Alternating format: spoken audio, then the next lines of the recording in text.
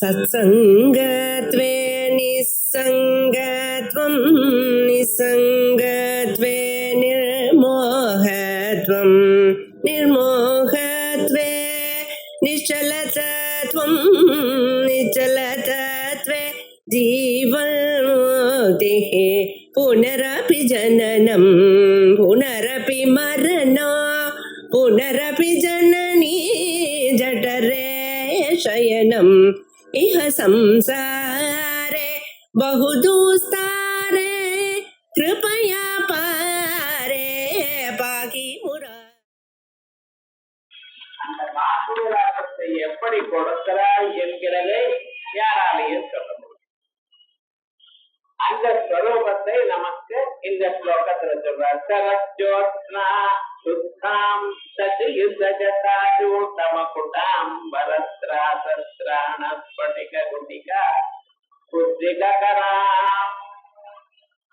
அம்பாளை எப்படி தியானம் பண்ணணும்? சரத்காலத்துல பௌர்ணமி அன்னைக்கு எப்படி சுத்தமாக மகாபிரகாசத்தோட சந்திரன் இருக்கிறாரோ அது போல மகாபிரவள் சரஜோத்னா சுத்தாம் சதி சதியுத ஜடாஜூதமகடாம். அம்பாளுடைய தலையில சந்திரபரை இருக்கு. அந்த கிரீட்டத்துல ரத்னங்களெல்லாம் கச்சிதமான கிரீட்டத்துல சந்திரனுடைய விதை இருக்கா போல தியானம் பண்ண. இந்த சந்திரபரை எங்கிருந்து வந்தது அம்பாளுக்கு? சந்திரபரை அம்பாளுக்கு சிவனோட ஐக்கியமானத்தினால வந்தது. பரமேஸ்வருடைய தலையில் தான் சந்திரபரை இருக்கணும். ஏன்னா அவர்தான் சந்திரனுக்கு அடைக்கலத்தை கொடுத்தார். பரமேஸ்வரன் ஆசுதோஷி, கருணாமயன். எப்படிப்பட்ட தப்பு பண்ணினாலும் சரணாகதி பண்ணினவாழ விட மாட்டார். சந்திரன் தப்பு பண்ணிவிட்டார். தான் யார மணந்தாரோ அவளுக்கு துரோகம் பண்ணிட்டார். ஆகையால் தக்ஷ பிரஜாபதி அவருடைய அப்பா பெண்களுடைய அப்பா மாமனார் தப்பிச்சு விட்டார். என்ன? உங்களுக்கு க்ஷயம் வரட்டும். க்ஷயம்னு கொஞ்சம் கொஞ்சமாக அழிஞ்சு போயிடும். இது பார்த்ததுமே பிராணம் போறா போல ஒரு பரிஸ்திதி வந்துருது. என்ன பண்றதுன்னு தெரியல. ஜெகநாதன் திரிலோக ரட்சகன் பரமேஸ்வரன் அவருடைய காலில் போய் விழுந்தார். அவர் ஒன்றும் பண்ணல. சாப்பாடு உணர்ந்தியோ இல்லையோ பரவாயில்ல அப்படின்னு எடுத்து தலையில வச்சுட்டார். இது மேல உனக்கு வராது, தோஷம் வராது. அப்பொழுது பார்வதி பரமேஸ்வரர் ஒன்றாக ஆனதுமே அந்த தரையில இருக்கக்கூடிய பிறையும் அம்பாள் தரைக்கு வந்தார். தென்னாச்ச அம்பாளும் அதே குணங்களை அடைந்தவள். சரணாகதே நாஸ்த பரித்ராண பராயணே சர்வஸ்ய ஆர்த்தி ஹரே தேவி நாராயணி நமோஸ்துதே அப்படின்னு எல்லோருடைய வருத்தங்களையும் துன்பங்களையும் நீக்கிறவள். ஆகையால் இந்த சந்திரபரையானது அம்பாளுக்கு வந்தாச்சு. அதான் சதியுதமகுடாம், சந்திரபரையோட கூடினதான ஜடாஜூட்டம், அதுக்கு மேல இருக்கக்கூடியதான கிரீட்டம், அதை உடையவள். வரத்ராசஸ்ராண ஸ்படிக குட்டிகா புத்துகராம். வரத்ராசம் வரம், வரதமுத்திரை. திராசத்ராணம் அபயமுத்திரை. திராசம்னா கவலை, துன்பம். அதை அதுல இருந்து காப்பாற்றக்கூடியதான, பயத்திலிருந்து காப்பாற்றக்கூடியதான வரது அபயமுத்திரை. ஒரு கையில அபயம், பயப்படாதே என்கிற ஒரு அடையாளம். வரத்தை கொடுக்கிறேன் எனக்கூடியதான அபயமுத்திரை, வரதமுத்திரையும் ரெண்டு கையில வச்சுருக்கா. வரத்ராசத்ராண ஸ்படிக குட்டிகா, ஒரு கையில ஸ்படிக மாலை எடுத்துருக்க. இந்த ஸ்படிக மாலைன்னு சுத்தமான ஸ்படிக மாலை. ஸ்படிகமானது சுத்தமாக இருக்கிறதுக்கு ஒரு அடையாளம். இந்த சுத்தம்ங்கிறது சுத்தம் சுப்தம் அவைகள்லாம் உபனிஷத்துகள்ல சொல்றது. சுத்தமபாவவித்தம் கதிர்மணீஷே பரிபூத்வயம்பூ யாதா சத்யதோர்த்தான் வியததா சாஸ்வதீப்யஸ்தமாப்யா அப்படின்னு முதல் உபனிஷத்தை சொல்றது. அந்த சுத்தம் அப்படிங்கிற பதத்துக்கு என்ன அர்த்தம்? இந்த மனசுல இருக்கக்கூடியதான தமோ குணமும் ரஜோகுணமும் நீக்கப்பட்டது. அந்த சத்துவகுணமும் இல்லையே வருகிற குணாதீதனா ஞானி ஆயிடுவான். ஆகையால் இவன் உபாசகனா இருக்கா, ஆகையால் தான் சுத்தம். சுத்தம்னா என்ன அர்த்தம்? சத்துவகுணம் மேலோக்கி இருக்கிறவன். சத்துவகுணம் மேலோக்கி இருந்தா ஞானம் தானா வருது, நல்ல ஞானம் வருது. புத்தியானது நல்ல வழியில் விஷயத்துல நச்சரிக்கிறது. ஆகையால் தான் சுத்தம், சுத்தமாக இருக்கிறது. அத அந்த சுத்தத்தை நமக்கு சொல்றது ஸ்பட்டிக மணிகள். இந்த ஸ்பட்டிக மணிகள் அகாராது சகாராந்தமான மணிகள், 51 மணிகள். அதனால்தான் மணி எத்தனை இருக்கணும் ஜபமாலையில அப்படின்னு கேட்டீங்கன்னா 50 மணிகள். ஒன்னே ஒண்ணு மேரு. அந்த மேருவை தாண்டப்படாது. அம்மாம் இம்மீம் அப்படின்னு எல்லாம் வரைக்கும். அதுக்கப்புறம் ஷான் இருக்க பட்சல அது தாண்டப்படாது. ஆட்டு ஷா, ஆல இருந்து ஷா பரியந்தம், மறுபடியும் ஷால இருந்து ஆ பரியந்தம் இப்படி தெரியும். இந்த ஆட்டு ஷா வருதுன்னா அக்ஷரம். இந்த அக்ஷரங்கிறது அக்ஷம் ராசிக்கு அக்ஷரம். ஆகையால் இப்படி 51 மணிகள் வைத்துக் கொண்டிருக்கக்கூடியதான மாலையில ஜபம் பண்ணிட்டு இருந்தோம்னா உங்களுக்கு நாங்கள் அறியாமலேயே எந்த அறிவு வேணுமோ அந்த சமயத்துக்கு அதை கொடுப்பாள். சில அறிவு நமக்கு வேண்டாம். எதுக்கு ஒரு வியக்தியை பார்த்ததுமே அவனுக்கு நாளைக்கு என்ன ஆகும்னு அறிவு உங்களுக்கு வந்ததுன்னு வச்சுங்களேன், இனிமேல நீங்க ஜபம் பண்ண முடியாது. ஒரு நாள் சொன்னா ஒரு வரிசையா லைன் நின்றுவிடும்.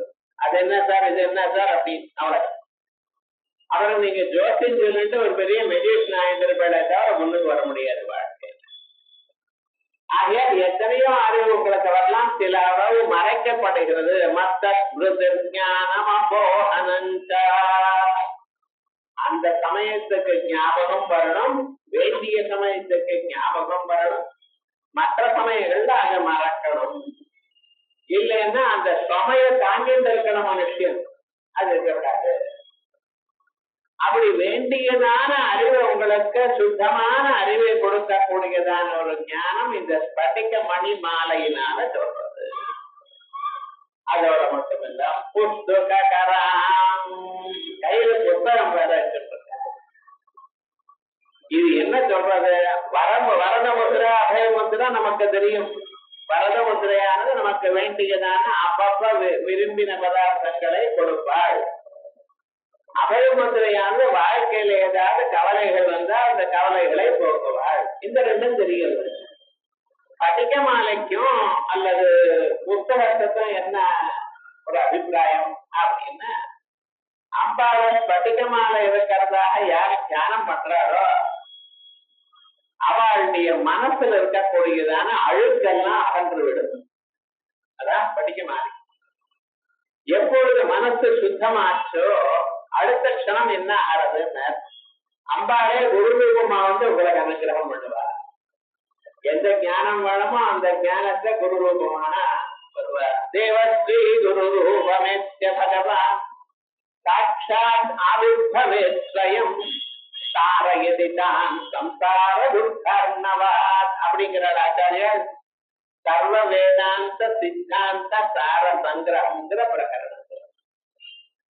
நம்ம சின்சியரா ஏதோ ஒரு இஷ்டமான தெய்வத்தை வழிபட்டு கொண்டிருந்தோமையானால் அந்த பகவான் சந்தோஷப்பட்டு உங்களுக்கு குரு ரூபமாக அனுகிரகம் பண்ணுவார். குரு யாராவது இருக்கலாம், அவருடைய நாட்டில் இருக்கக்கூடியதான அந்த சொல் இருக்கே அதான் பகவான்.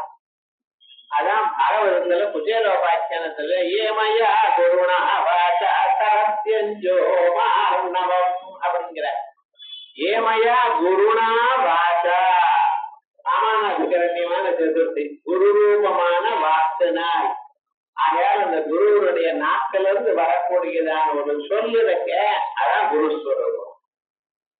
அந்த ஸ்வரூபமா இருந்து கொண்டு உங்களுக்கு எல்லாவற்றையும் கொடுக்கிறார். இதை சொல்றதுக்காகத்தான் நம்ம ஒரு கையில ஒரு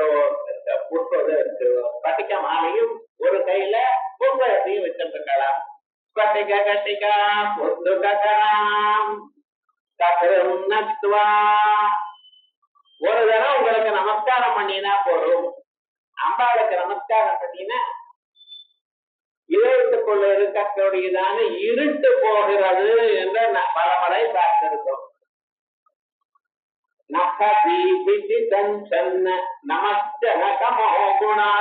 அப்படின்னு நமஸ்காரம் பண்ணியதுமே நம்ம இதயத்தில் இருக்கக்கூடியதான தமோ குணத்தை, இருட்டை, காவிரட்டை போக்குறாள் அப்படின்னு.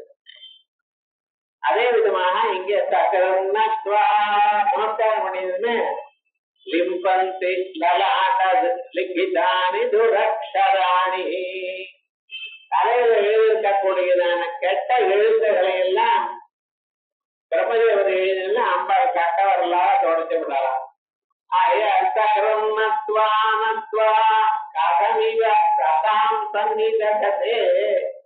எப்படி தப்புகள் ஒரு கதையில அழகாக ஏன் பேச மாட்டான்?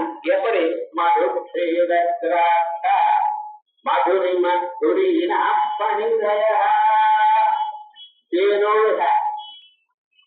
பால் பிரவாகத்துல திராட்சா பழம் மாதிரியும் தேன் மாதிரியும் அழகான ஒரு வார்த்தைகள் ஏன் அவனுடைய வார்த்தையிலிருந்து வராது? அவசியம் அப்படின்னு அம்பாளை யார் உபாசிக்கிறாரோ, வார்த்தை உபாசனை யாருக்கு இருக்கோ அந்த வார்த்தை உபாசனையினால் அம்பாள் அவளுக்கு சூக்ஷ்மமான விஷயத்தை தெளிவாக சொல்லக்கூடியதான அனுகிரகத்தை பண்ணுவார். இந்த சூக்ஷ்மமான விஷயத்தை சொல்வதுங்கிறது ரொம்ப கஷ்டம். ஏன்னா அது சூக்ஷ்மமாச்சு. வேதங்களை அப்பிராப்திய மனசாதா அப்படிங்கிறது எந்த பரமாத்மாவிடத்துல இருந்து வாக்கு.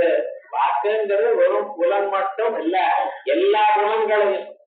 அந்த பிரம்மத்தை உருவம் இல்லாதனால கண்ணால பார்க்க முடியாது, அதுல சொல்லு இல்லாதனால காதால கேட்க முடியாது, வாசனை இல்லாதனால மூக்கால வர முடியாது. இப்படி அந்த புறம்பொருளா அறிய முடியாது. நம்ம அறிய முடியாதுன்னு எப்படித்தான் அதை தெரிஞ்சுக்கிறது? அதை அறிந்தால்தானே நல்லது க்ஷேமம் ஏற்படும் என்கிறீர்கள். அத புலங்களால் அறிய முடியலன்னு எப்படி அறியறது அப்படின்னு ஒரு சந்தேகம் வரலாம். அதற்காகத்தான் கேனோபனிடத்துல சொல்லி இருக்கிறதுக்கு சமாதானம் இது இன்னதுன்னு எங்களால சொல்ல முடியல.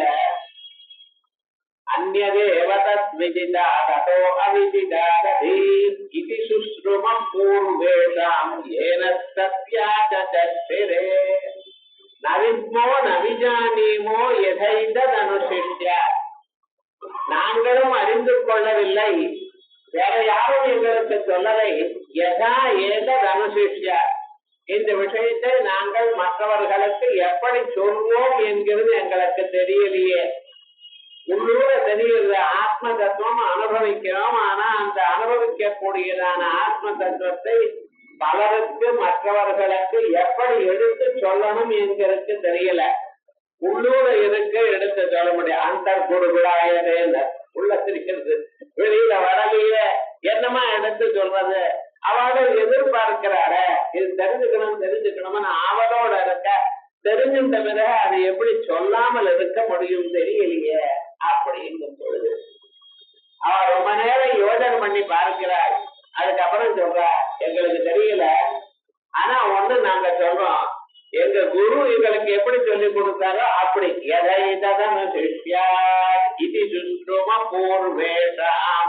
முன்னால இருந்தவா எந்த வழியில சொன்னாலும் அதே வழியில தான் சொல்றோம். ஆகையால் வேதத்துக்கு புதிதான வழி கிடையாது, சனாதனமான மார்க்கம்.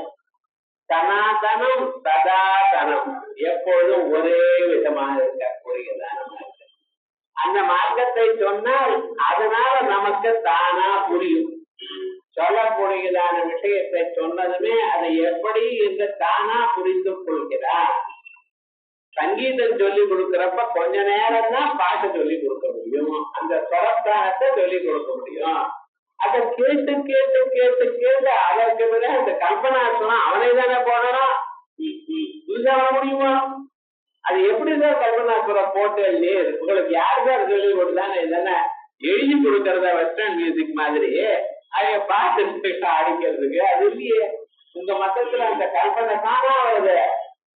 அந்த கர்நாடக சங்கீதம் இல்ல சங்கராபரணம் ஆவேரி அசாவேரி நான் சொன்னது மாத்திரத்தினால ஆரோகணம் அவரோகணம் சொன்னதுமே கிராமம் மூர்ச்சனை இதுக்கு பிறகு இது இப்படிதான் வரணும், இது வக்கர ராகமா நேர் ராகமா என்கிறது அவளுக்கு தெரியுது. பாடும்போது அப்படியே வந்து அப்படி அந்த மனசானது அதோட ஒட்டி போறது. அந்த சங்கீதத்தோடைய அந்த ராகத்தோடைய மனசு ஐக்கியமானதுனால அப்படியே பாடிட்டு இருக்க. அதே மாதிரி ஒரு தத்துவமானது இவளுக்கு அது எப்படி வரும்? அதுதான் அனுகிரகம். இந்த அனுகிரகம் என்னது என்று யாராலையும் சொல்ல முடியாது, அது நம்ம பார்த்துக்கணும். ஆகையால் தத்துவமானது என்னது என்று சொல்ல முடியும், அறிந்து கொள்ள முடியும். அந்த அறிந்து கொண்டதான தத்துவத்தை அனுபவிக்க முடியும். அனுபவித்ததான ஒரு தத்துவத்தை இன்னொரு என்ற பரவத்து சொல்லணுமே பிறருக்கு சொல்லணுமே ஆனால் அது நாம் அம்பாண்டிய அனுகிரகத்தினால்தான் முடியும். ஏன்னா இது வாசாம கோச்சரும் இந்த தத்துவமானது வாக்கத்தும் மனசுக்கும் எட்டாதது. அதோட மட்டும் இல்லை, இந்த தத்துவத்தை சொன்னால் அந்த தத்துவமானது எப்பொழுது இன்னொருத்தருக்கு புரிந்து அவளை அனுபவிச்சாதான் கம்யூனிகேஷன் கம்ப்ளீட். அது வாக்கணும். ஏதோ நான் சொல்லிவிட்டேன் சார் அப்படின்னு இந்த லெக்சரர் அவர் லெக்சர் பண்ணிட்டு போயிட்டே இருப்பேன். புரியல இல்லையா அவருக்கு தெரியல, அதாவது தலைவர். ஆனா ப்ரொஃபசர் புருஷாக ஒரு விஷயத்தை ப்ரொஃபஸ் பண்ற இது இன்னது என்று சொல்கிறார். அது இன்னது என்ற நான் என்னுடைய அனுபவத்தினால் இதை நான் கண்டுபிடித்தேன், இந்த அனுபவம் எப்படி இருக்கு என்று அதை வெளியிடுகிறார். அந்த வெளியிடும் பொழுது அந்த மக்கள் இருக்கக்கூடியதான அவளுடைய மனசுல ஓஹோ இது இப்படித்தானா அப்படின்னு புரியுது. இதை வச்சுதான் பழைய நாள்ல அப்படி பேர் வச்சா. நாம் அதை எப்படி சொல்லிட்டு இருக்கோம்? அந்த தத்துவத்தை இன்னொருத்தருக்கு புரியணும். அந்த புரியக்கூடியதான திறமை அம்பாட்டை இப்படி தியானம் பண்ணினா வரும். சரஜோத்னா சுத்தாம் சசீத ஜடாஜூடமகுதாம். சரத்காலத்துல அந்த நிலா போன்றதான சுத்தமாக இருக்கிற அம்பாளை தியானம் பண்ணணும்.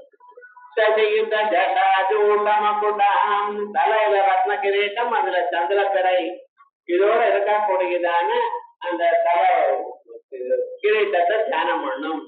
அம்பாள் 4 கைகள்லயும் வடக முத்திரை அபய முத்திரை, அதோட இல்லாமல் அக்ஷமாலா புஸ்தகம் இதோட தியானம் பண்ணணும். சகலம் நத்வா நத்வா. ஒரு தடவை நமஸ்காரம் பண்ணினேன்னா நத்வாம், முதல்ல நத்வாம் 2 பதங்கள், பின்னால நத்வா. நத்வானா நமஸ்காரம் பண்றதுன்னு அர்த்தம். உங்களை நமஸ்காரம் பண்ணினா கதமிவ ததாம் சந்நிததே. கதமிவ எப்படி நீங்கள் அவர் மதுஷேரத்ராட்சாவதுரி மதுரீணா பணிதயா. அவருடைய பேச்சு சபையில தேனோக ஏனிராது அப்படின்னு கேட்கிறார். அந்த ஏனிராதுங்கிறதுல நகாரம் மறுபடியும் சேர்றது. சகலம் நத்வா நத்வா கதமிவ ததாம் சந்நிததே மதுஷேரத்ராட்சா மதுரி மதுரீணா பணிதயா. இங்க வரக்கூடியதான இங்க விசேஷமான ஒரு அனுகிரகம். அம்பாளுடைய அனுகிரகத்தினால்தான் இது கிடைக்குமே தவிர சாதாரணமாக சொல்ல முடியாது.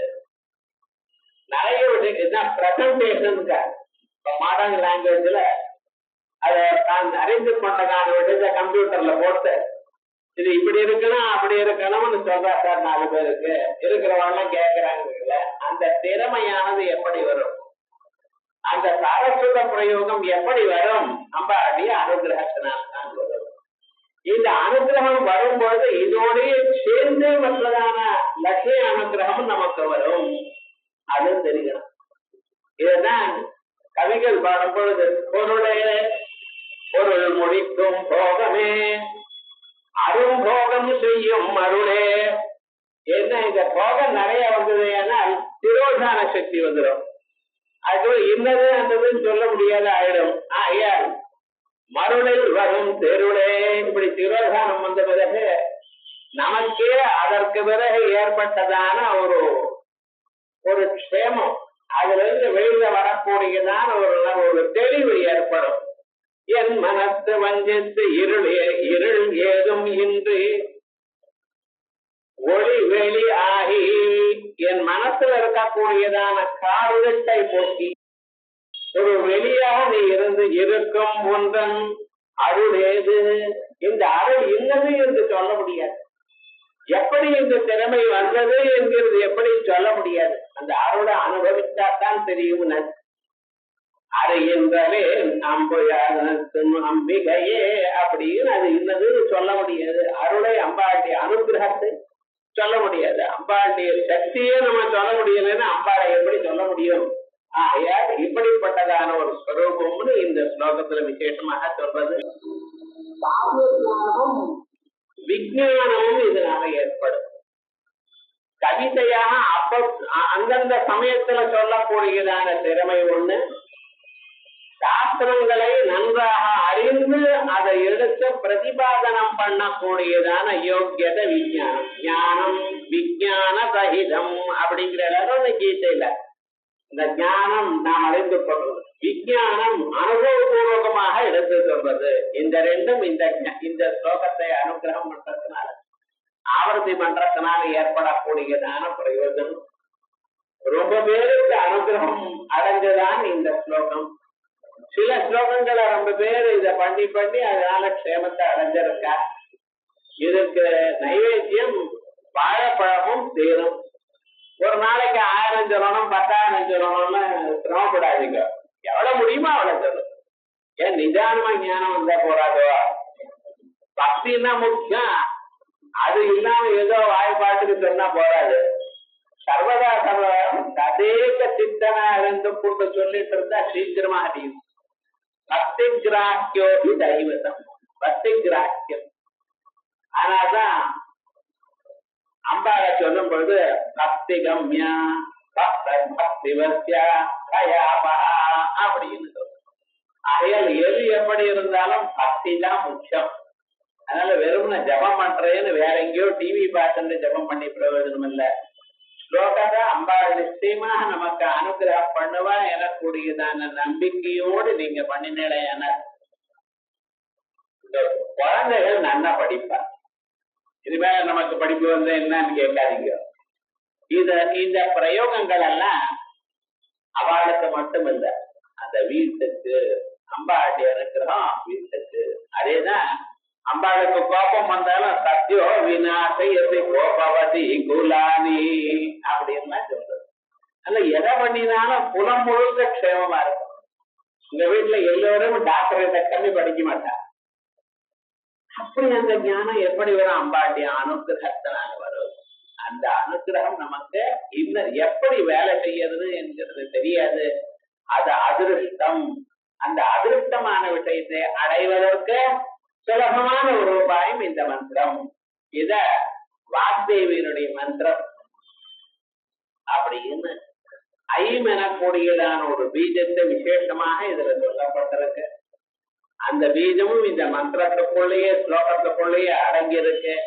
யார் குருநாதாரத்தை மந்திரங்களை உபதேசம் பண்ண முடியலையோ அவ இந்த ஸ்லோகத்தை சொன்னாலே போறோம். உங்களுக்கு தகுந்ததான அந்த சமயத்தில் இருந்தா போல குரு வந்து உங்களுக்கு உபதேசம் பண்ணுவார். இன்னார் குரு எனக்கு நீங்க எப்படி தேடிக்கொள்ள முடியும்? நான் குரு நீங்க நெத்தியில ஓடி இருக்காரோ இல்லையோன்னா அது எப்படி தெரியும்? நீங்க ஒண்ணும் பண்ண வேண்டாம். ஸ்லோகத்தை படிச்சுட்டே இருந்தா தகுந்ததான சமயத்துக்கு வந்து எல்லா பலமும் ஏற்படும் அப்படிங்கிறது ஆச்சாரியார் அவ்வியாஜ கருணையோட இப்படிப்பட்டதான ஸ்லோகங்களை நமக்கு தொடர்ந்து கொடுத்திருக்காரு. இப்படி ஒரு ஸ்லோகம் சாரஸ்வத பிரயோக திரயத்துல ஒரு ஸ்லோகம் ஆச்சு. அடுத்தது கவீந்திராணாம் சேத கமல வன பாலாத பருதிம் பஜந்தே கசிஞ்சித் அருணாமேவ பவதீம் விரிஞ்சி பிரேயஸ்யாஹ தருணதர ருங்காரலஹரி கபீராபிஹி வாக்பிஹி விதததி ததாம் ரஜனமமி கவீந்திராணாம். அடுத்ததாக இன்னொரு பிரயோகம். இங்க இருக்கிறதெல்லாம் நாம் காமிய பிரயோகமாக பார்த்துட்டு இருக்கோம்னு நினைக்கப்படாது. என்ன சார் அம்மா போய் இதை கூட கேட்கறேன்னு நீங்க கேட்காமலே கிடைக்கிறதுதான் சொல்லிட்டு இருக்கேன். இப்ப நீங்க ஒண்ணு கேட்க வேண்டாம். அம்பாள முக்தியும் கொடுப்பாள், இதையும் கொடுப்பாள். இது ஆணுசங்கிகம், பை ப்ராடக்ட். அதான் இந்த விசேஷம். அம்பாளை யாரு தியானம் பண்றாளோ அவளுக்கு போக ஸ்வர்க அபவர்கதா ஆமுபைஹி மகாராஜ சரணம் பரமேஸ்வரி ஆராதிதா தைவநாம் போக ஸ்வர்க அபவர்கதா. இந்த உலகத்துல நீங்க என்னென்ன வேணுமோ உங்களுக்கு நீங்க எதை ஆசைப்படுவதோ அது முன்னாலேயே கொடுத்துருவாளாம். வேற எப்படி? உங்களுக்கு ஆசை குறைக்கணும் சார் அப்படின்னு ஆசைப்படாதேன்னு சொன்னா உங்களால படாம இருக்க முடியுமா? ஏண்டா நீங்க மனசுக்கு தாக்கால போயிட்டல. மனசு உங்க கண்ட்ரோல்ல இல்லையே. மனசு உங்க கண்ட்ரோல்ல இருக்கவே மனசு இதை ஆசைப்படாது அப்படின்னு சொல்லலாம். அந்த நிலையில இன்னும் இல்லை நீங்க. அப்ப என்ன பண்ணணும்னு அந்த மனசை ஆசைப்படாம பார்க்கணும். அந்த மனசு எவ்வளவு ஆசைப்படுறதோ அந்த பொருளை முன்னாலேயே கொடுத்துடுறவங்களுக்கு. இப்ப அந்த மனசுக்கு ஆசைப்படக்கூடியதான நெசசிட்டி இல்லாம போயிடுது. எப்ப நெசசிட்டி இல்லையோ அது ஆசைப்படாது. ஆசைப்படாததுனால கொஞ்ச நாளைக்கு என்ன ஆயிடுதுன்னா ஆசைப்படுறதுங்கிறது எப்படின்னு மறந்து போச்சு. இப்ப அப்படி இல்லையே, அது வேணும் இது வேணும்னு ஆசைப்பட்டு அதுக்கு ட்ரைனிங் கொடுத்துட்டு இருக்கே இல்லைங்க. சும்மா இல்லை, எப்ப பாருங்க வேற வேற ஏதேதோ ஆசை வருது. இதை இதை விட அசத்தி வேணும், இதை விட வசதியான பொருள் வேணும் அப்படின்னு ஆசைப்பட்டு கொண்டு இருக்கு. அந்த ஆசைப்பட்டதுனால